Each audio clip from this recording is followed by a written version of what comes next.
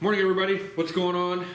We're out here trying to determine what's going on with the Jeep. A few weeks ago, I had it in here. I'm trying to find a random misfire, stall, refuse to start. And when I say random, I mean random, because it'll do it like once every couple of weeks, and sometimes it'll drag the starter, and there's no rhyme or reason to it. A few weeks ago, I had the scan tool hooked up to it, and I was spinning the engine over, and I noticed I wasn't getting an RPM signal at crank.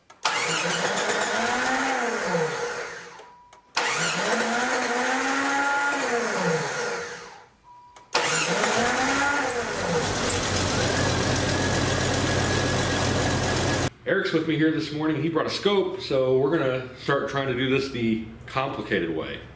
So in the process of getting set up, one of the first things we're gonna try here, this is a known problem on the ZJ, is to clean the PCM connector, and Eric did find some ugly pins, so we're starting out with a little bit of vinegar, and then we're gonna follow it up with some brake clean to clean those pins out. And once we get that all taken care of, we're gonna get the scan tool set up and the scope set up on the connector for the CKP, which is way back there. So, and it's filthy, so we might find a problem there too.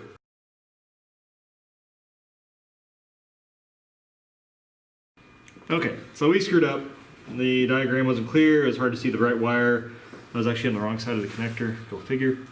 We think we've got it now, so now we're going to go check power again. Okay, here comes the power. Yep. Don't crank, just power. All right.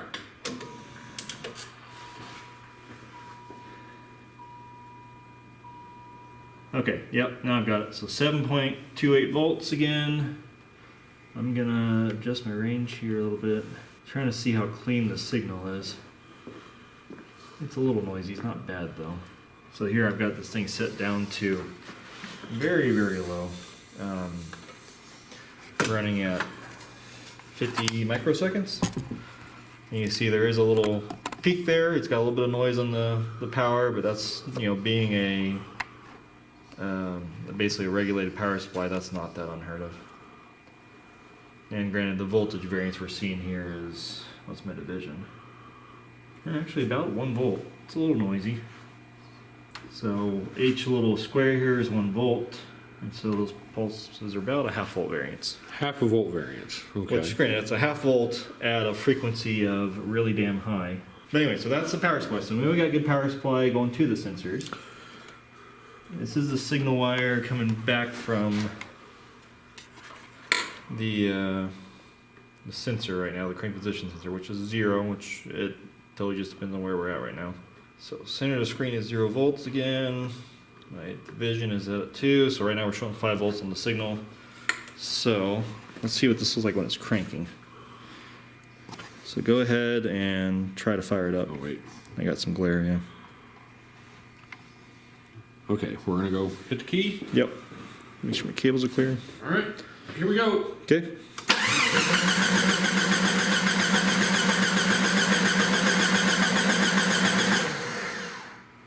Now is the time to remind ourselves that we unplugged the sensor.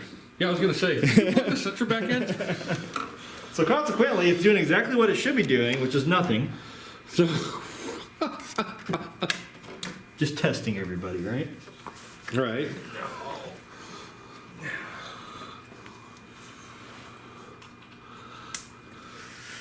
Well, that sounded like a good click.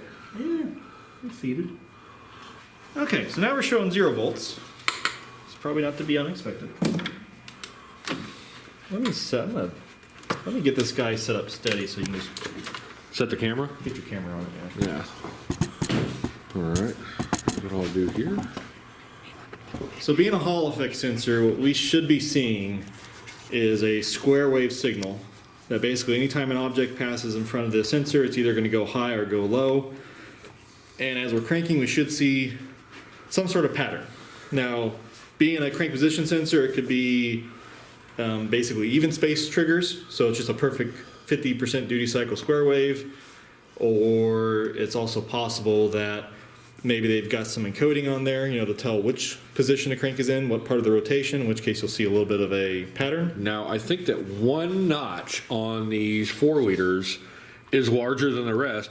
so that it can delineate where top dead center is. Okay, so we should see pretty much a 50% duty cycle, except for once per rotation, it'll be either low or high for a long term. I need to make sure my time base is something we can actually see. So we're going to start off at 50 milliseconds. Okay. And let's try that. All right. Here we go.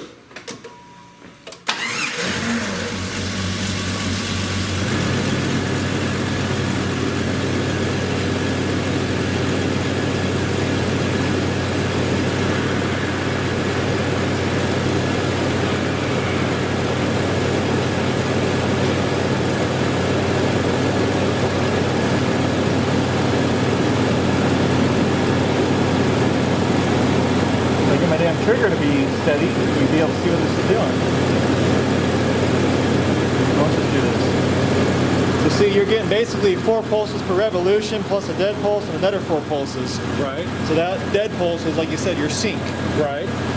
So what we're going to do here is we're going to cycle through several, and we're looking for any missing pulses. That one's short, but they're still there. I'm going to increase my time base.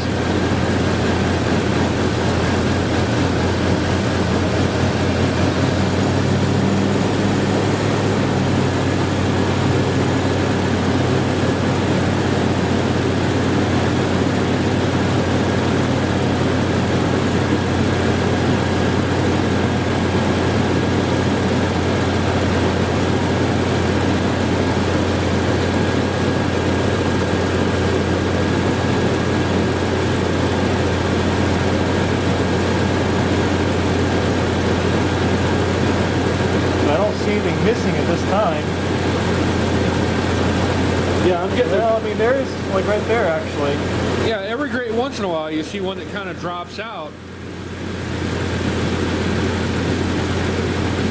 Let me see if I can catch one in the act.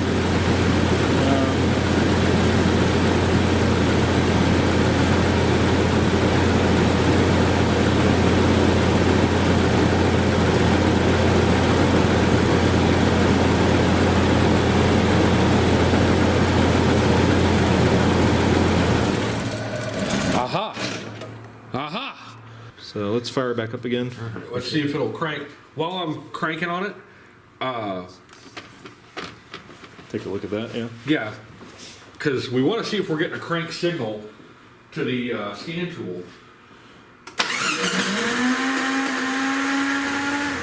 Yeah. Wasn't terribly happy about that. Okay, so it may not look like we made any progress, but we actually did. Because we were filming the scope, we were able to see when the engine died that the ground plane's being pulled up and the PCM isn't able to determine when the sensor is actually switching. So now the question is the sensor bad or is the ground bad? Yeah, so basically the long explanation of it, which you can edit this out by all means. The long explanation is that the way this thing is triggered is that the PCM takes that signal wire and pulls it up to 5 volts all the time with a resistor, presumably. Typically, it's called a pull-up circuit. What the sensor is doing is whenever the sensor sees a signal, or lack thereof maybe, it pulls it down. And the PCM is looking at that signal going up, down, up, down, up, down to determine if the engine's rotating and how it's rotating, how fast, what position, so on and so forth. The issue we caught on camera was that the signal is actually not pulling down all the way. It starts to float at some point, and we've caught this in act, and we actually, when it stalled, it floated up to about 2 volts, which means that the PCM must be looking at a transition of around 2 volts to see that the signal is either high or low. And hence now the question is that the sensor itself, is that floating that low level up, or is it the ground? So now we've probed the ground at the sensor itself, and we're going to run it again and see if we see that same behavior of it floating up and down. If it's not floating up and down, the problem is more than likely isolated to the sensor. If it is, then the problem is somewhere in the harness being the ground to the sensor itself. Okay, so we're monitoring the ground voltage again right now. Everything's off, so voltage is right about 0, this line here. Our divisions are set to 0.5 volt, so this is a 0.5 volt every square. And our time base is just set pretty long at 50 milliseconds each so that we can, we're not looking for sharp signals here, we're looking for long-term transitions. Right. And Tim's going to try to crank it here and we'll see what it does. All right, ready? Yep. Here we go.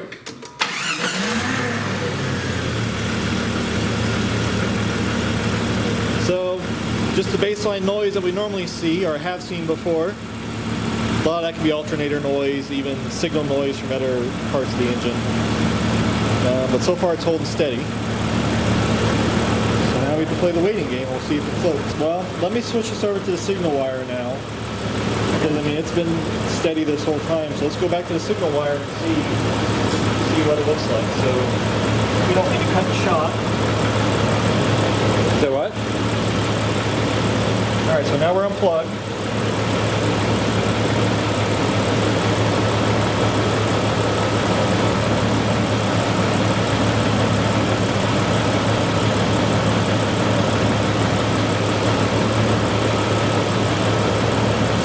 So our ground is still right here, and we're a little above that, but not by very much.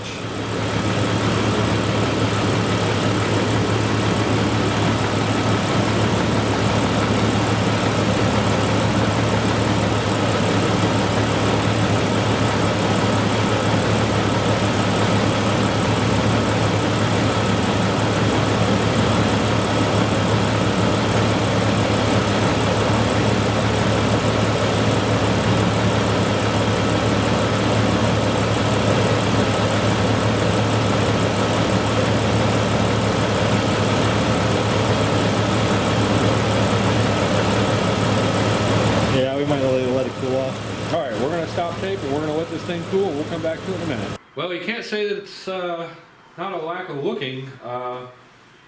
We have a better suspicion that it's the crankshaft position sensor, but we're still not 100% definitive on it, and we still have a big question to be answered, and that is, do we still have a ground problem? However, we now can't get it to act up again, so what do we do? Well, we keep trying. So we're going to call this one right here, and hopefully it'll break. So, where did we wind up on the Jeep? So, what wound up happening, we did a little more research on the issue after we gave up for the day. We went and hit the service manual and looked at some other stuff online, and we found out that the meter was actually telling us the truth the whole time. The crankshaft position sensor circuitry has a fault in it, and that's raising up the ground plane voltage. And once it does that, once it gets to that 1.75 or 2 volt figure, the PCM can't tell that the engine's still rotating because it can't see when the circuit goes low. In fact, I went to pull it in here to start it, and it didn't even want to start. Flipped it a couple times, cranked right up. Still random, still hard as anything to figure out that way, but you know what? I feel comfortable putting a crank sensor in this after seeing how the system works and knowing what's going on with it. So here in the near future, what's going to happen is we'll get a crank sensor and we'll do a video on crank sensor changing, because I know these things are a lot of fun to do. But takeaway here is sometimes your crank sensor can fail in a way that you don't expect. So even though the sensor is actually still putting out a wave and still sensing, if it's internally shorted and the ground plane comes up, the computer's not going to be able to see when the circuit goes low. So that's a really oddball failure mode for a crankshaft sensor. It's probably the first one I've ever seen in probably 20 years of working on cars. But hey, you know, finally we're going to have a resolution to the oddball stalling problem and refusal to start. And as you saw in the video, sometimes it kind of kicks and bucks and it wants to try to start, but it just won't do it. It acts kind of like it's a fuel problem, but it's really not. It's the ignition. And that's what's going on. So hey, thanks for watching. I know this one was kind of dry, a lot of technical information in this one, but hopefully it helps a Jeep owner in the future. So if you've got one that you know, stalls or bucks dramatically and then comes back to life immediately, or you got one that has an intermittent no start, I would suspect this problem. You've also already seen our video on how to redo the engine computer in this. That's yet another kind of sticky spot, but hey, you know, we're gonna get this thing back to life one way or the other. 360,000 miles on it, it's still a great car. But hey, thanks for watching, and we'll see you next time.